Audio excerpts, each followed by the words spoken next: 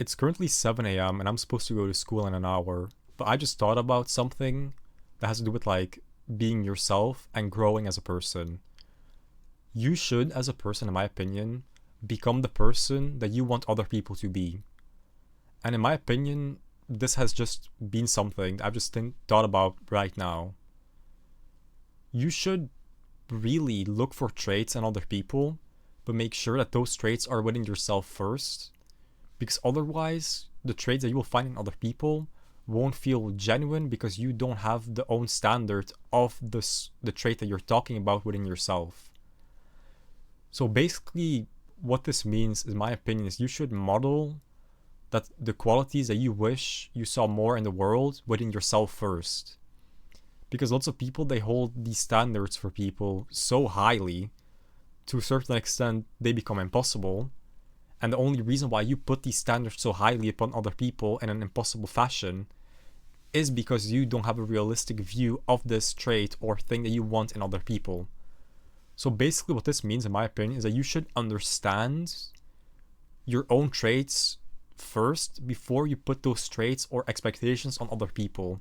Because that's the easiest way to not only lose friendships or relationships, but to also be disappointed with other people and then yourself.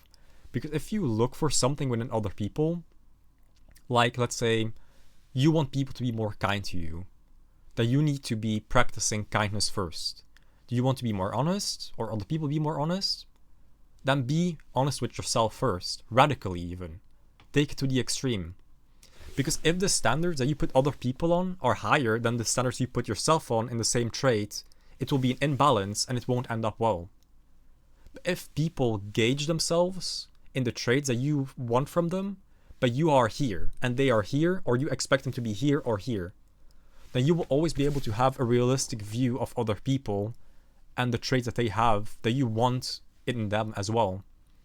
Let's say you want others to be more courageous, to do things without thinking too much. It annoys you that they don't do anything too much. Then show courage first. In a certain extent, be the leader to other people. Try to make your traits, this is a second point actually, try to make the things that you want in other people feel like a reflection of you, instead of implicably saying these traits. For example, the example I used just now made me think of something, being courageous. If you hate that people aren't courageous in your opinion, they don't take initiative, then when you are with them or when you communicate with them, like slowly push them in a certain way to go and be courageous with themselves and who they are. You need to always positively affect people in a certain way to be a certain way and mold people to a certain extent. And I feel like that's where you need to look for a gray zone within, is this trait realistically possible within other people if I have it myself?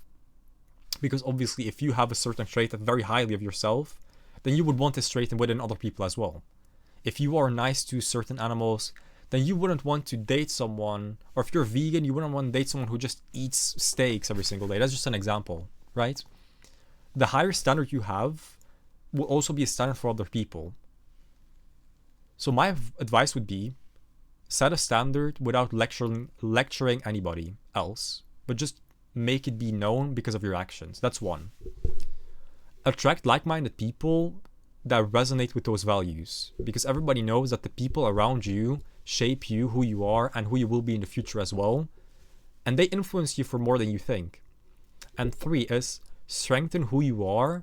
Again, this goes into point one, is strengthen who you are as a person, your own identity, so people flock around you with those traits just innately by itself.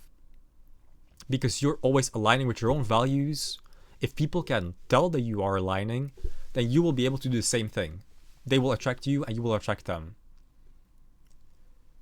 And that's basically what I've been thinking about, is if you want to become someone, you first need to look for the traits, identify them, improve them, and then you need to look for these traits in other people so you can naturally improve the traits over time as well.